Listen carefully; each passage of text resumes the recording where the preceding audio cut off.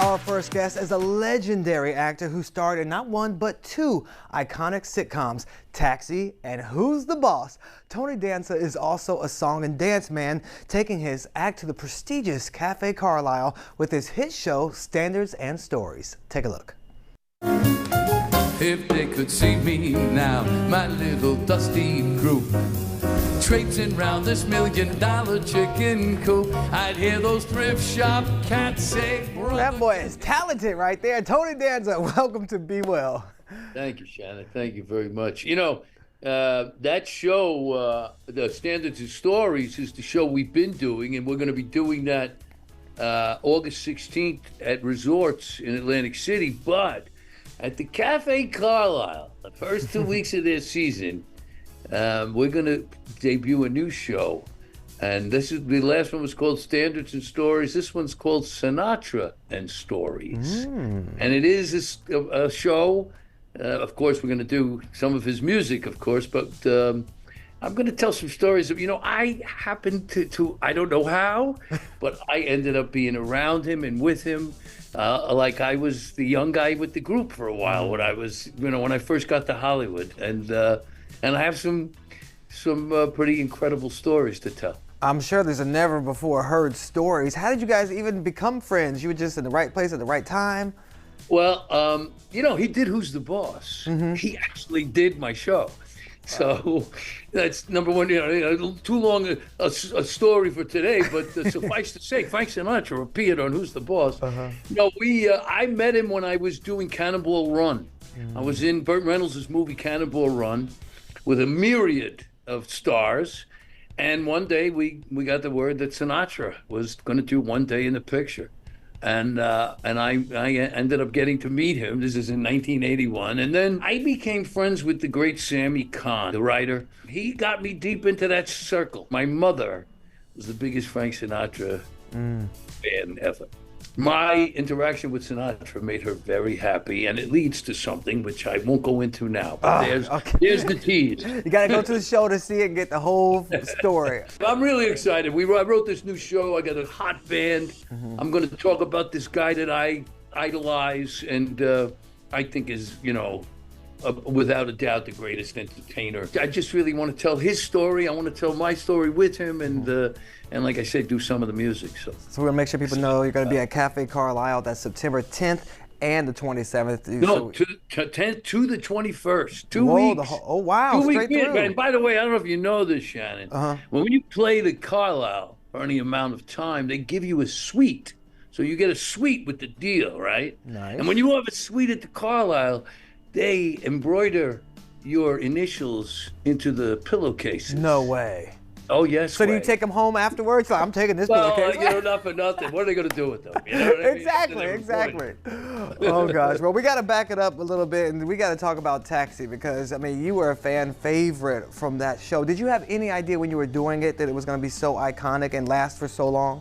I knew it was great. I knew I was surrounded by just the most incredible people. And, you have to understand, for me, I didn't know what I was doing. I was a fighter, and they hired me. And imagine these actors, they had been working all their lives to get this something like this, and they got this great show, and they had great writers. They had the greatest director, Jimmy Burrows. They had the best time slot. It was going to be after the #1 show on TV. Oh, but there's one problem. We got this fighter we found in New York. He's never acted before. We're going to put him in the show.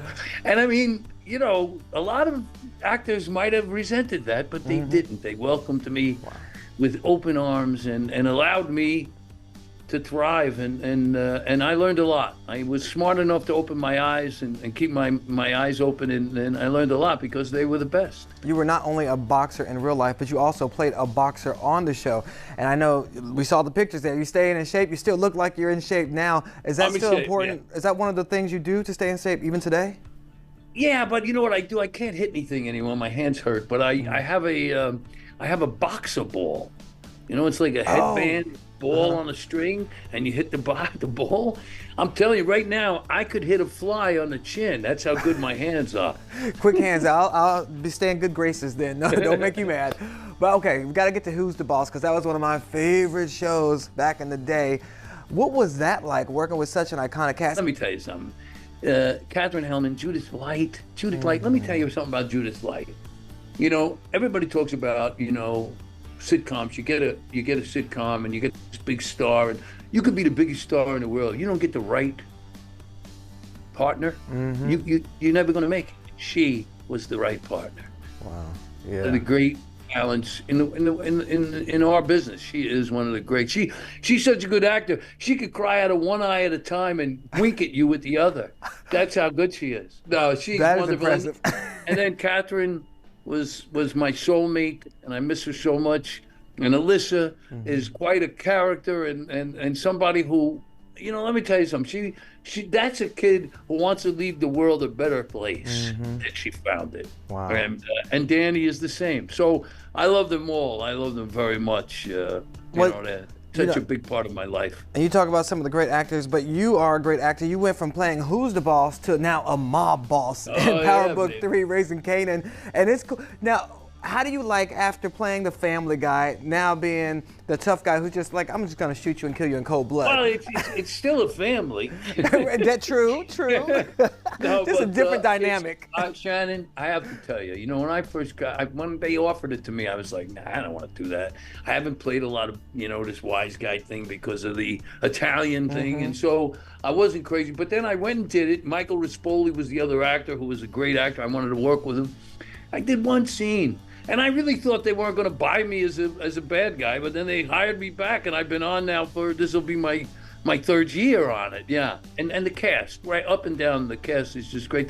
They shoot it like a movie. The writing's fabulous. I mean, I've done a few of these, so I gauge it pretty carefully. It's pretty good. Yeah, it is an amazing show. Everyone should definitely check that out, and you are amazing in it. The whole cast really seems to gel and just pull you in. You're sucked into these characters, into these storylines that they have. So continued success with that. And it is, and it's so interesting because as dystopian as it is, it's a family show. Yeah. It's about a mother and her son, and it's interesting, and her brother, and it's really the way they've done it is really clever. I'm really very lucky and grateful to be on the show.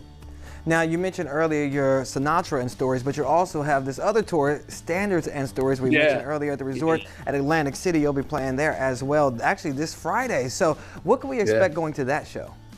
Oh, well, you know what I always, I characterize the show as, do you remember those old variety shows on TV? You'd have, like Ed Sullivan, you'd have the host, and then you have a lot of different acts, right? And that made the show. Well, I'm the host and all the acts, you know, so I sing a little, I tap dance a little, I play the ukulele, I tell some jokes. That's the idea, is to make a connection with the audience and to give them a real show. Wow. I mean, I'm not really expecting you to all come and listen to me sing. I wanna make you have a good time. Yeah. And that's what we've been doing. Let me tell you, this Standards and Stories is the greatest thing I've ever written. It's the gift that keeps giving. It's wonderful. And you mentioned singing. We see you singing, tap dancing there. But your latest single, it is One Too Many. What inspired that? Yeah, it's me and my buddy Peter Sincotti, who is one of the great songwriter, piano players in the world. He's really something. And we hang around a lot, and we get together and we fool around. I play the ukulele, he plays the piano, and then one day he wrote this song, and we were talking about putting an act together, like an older guy and a younger guy. And so he wrote a song called One Too Many, and it is kind of reminiscent of the Rat Pack kind of days. These two guys are out together enjoying themselves and singing about it, and it's a little bit of an earworm too. So once you hear it, you can't stop singing it. One too many, you know. There you go. I like that. Yeah, we're really proud of it. I'm really excited. I hope people get to hear it. I really do. Well, not only that, but again, remind us your Cafe Carlisle dates as well. The September 10th to the 21st, Cafe Carlo, and August 16th at Resorts in Atlantic City. You know, if you come to the Carlisle, it's like stepping into another era. You know, it's like this iconic place. You know, I always say, the elevators have that thing that goes like this, you know, it doesn't have the digital. It has that thing, so that's the kind of thing. And remember the embroidered pillowcases, don't forget that. Tony Danza, thank you so much for your time today, and good Kanan, luck this on has all been your so much concerts. fun. Thank you for giving me the time. I appreciate it. You got it. Thanks. Good luck, man. Thank you. You as well. All right.